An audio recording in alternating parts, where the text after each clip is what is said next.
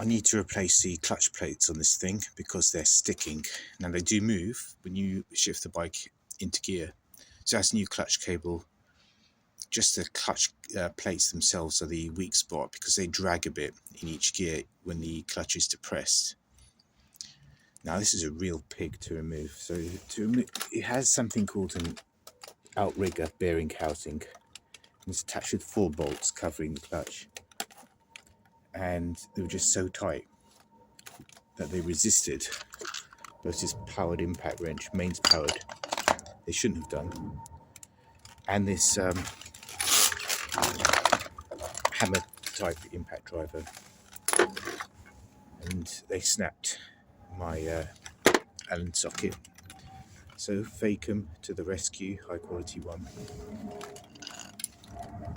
With a breaker bar and a big hammer, a bit of brute force got them out.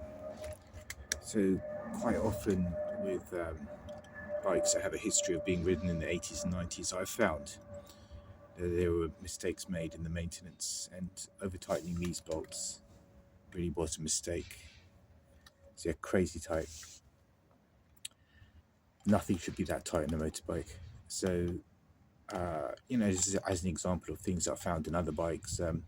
Kawasaki 4-cylinder with shim under bucket, valve seal adjustment. Somebody had just put each shim through a belt sander to get it down to the right size. Because in those days, the bike shops had a lot of business and the mechanics had a lot of business. They're just trying to get the bike out the door as quickly as possible. But really, nothing on the motorcycle should ever resist this, and these most certainly did.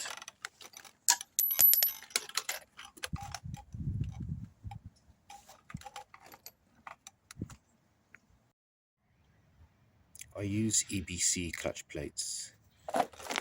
These have been soaking in fresh oil.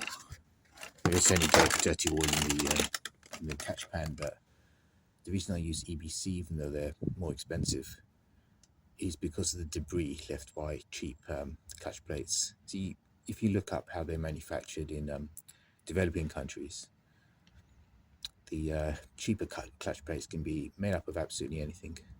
So I really don't want sand and bits of grit in my engine. So I will reduce that. Okay, the clutch plates are now in, and just a quick look at my clutch basket. And there's remarkably little wear. I think this has been replaced at some point, which is nice. I can't feel anything in my finger. No grooves in the air. In fact, these are just oil marks that come off of my finger. It's nice. So with the clutch installed now, new clutch plates rather, you can examine the condition of the primary chain. And it seems loose, and these are from the factory. They don't have a tensioner for the primary chain. But nevertheless, these are high-low chains, really big, thick ones. Guidance in the manual says look for hooking on the teeth. There's absolutely no damage or hooking or rounding or anything like that. So this will be fine. I don't expect that to ever wear. I now have a functional clutch. So the design on these has a slightly higher parts count than on typical 80s and 90s Japanese bikes. But yeah, I mean, this is fine, this works. Yes, it's gone in with new bolts and clutch cuddy.